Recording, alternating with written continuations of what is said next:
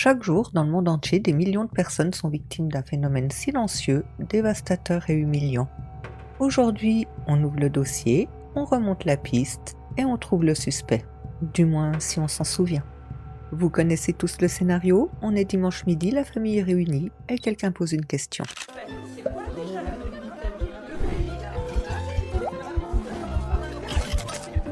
Et voilà, c'est parti. Et le pire, tout le monde autour de la table sait que tout le monde sait, mais personne ne trouve. 22 minutes de dimanche, perdu à jamais. Scientifiquement, ce phénomène s'appelle le presque su, en anglais le tip of the tongue ou TOT, en français courant. Ah, c'est quoi ce mot déjà? Mécanisme du crime établi, passons à l'autopsie. Alors voici ce qui se passe dans votre cerveau, précisément, scientifiquement, avec un petit dessin fait en 30 secondes. Votre cerveau a deux départements qui nous intéressent. Département numéro 1, la mémoire sémantique. Elle stocke tout ce que vous savez sur un mot. Son sens, sa catégorie, ses associations. Elle sait que c'est une capitale, en Asie, près de l'Everest, mais il lui manque une fiche. Le département numéro 2, c'est la mémoire phonologique. Son seul travail, c'est de fournir la forme sonore du mot, les syllabes, le son, le badge avec le nom dessus.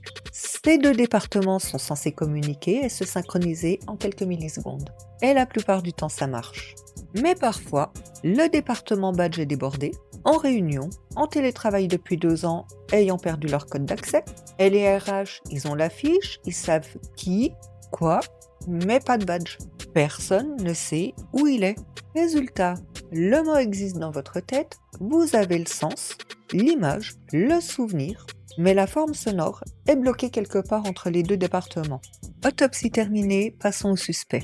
Ce qui aggrave le problème, le dossier nous le dit. Premier suspect, la fatigue. Quand vous ne dormez que 4 heures d'affilée, votre hippocampe déclare la grève générale. La synchronisation entre les deux départements devient aléatoire, et ils ont bien raison. Deuxième suspect, le stress. Quand vous êtes stressé, votre amygdale mobilise toutes les ressources pour la survie. La récupération des mots, pas prioritaire. C'est un peu un agent de sécurité un peu trop zélé qui bloque la porte aux gens, même aux employés qualifiés. Et le troisième suspect, c'est l'âge. Après 50 ans, la connexion entre la mémoire sémantique et la mémoire phonologique ralentit. Mais c'est pas systématique. Du moins, c'est ce qu'on dit aux gens de 50 ans pour ne pas les attrister. Enfin, c'est ce qu'on m'a dit.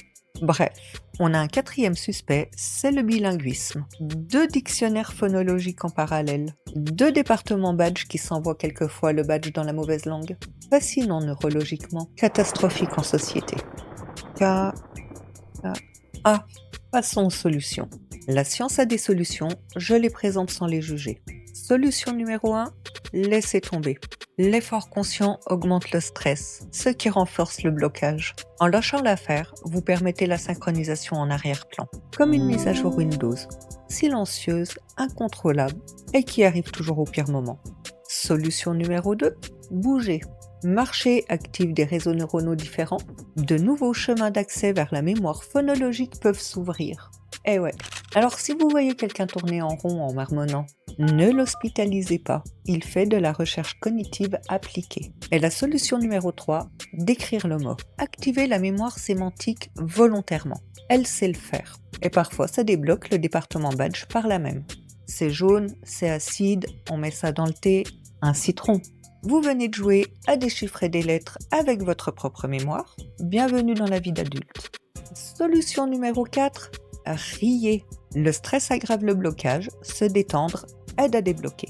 Donc la prochaine fois que vous bloquez en plein exposé sur le mot paradigme, riez. Ça ne résoudra rien socialement, mais neurologiquement, c'est excellent. Alors la prochaine fois que ça vous arrive, rappelez-vous, vous n'êtes pas stupide, vous n'êtes pas vieux, et vous n'êtes pas en train de perdre la tête. Vos 2 départements sont juste momentanément désynchronisés, le badge finit toujours par arriver.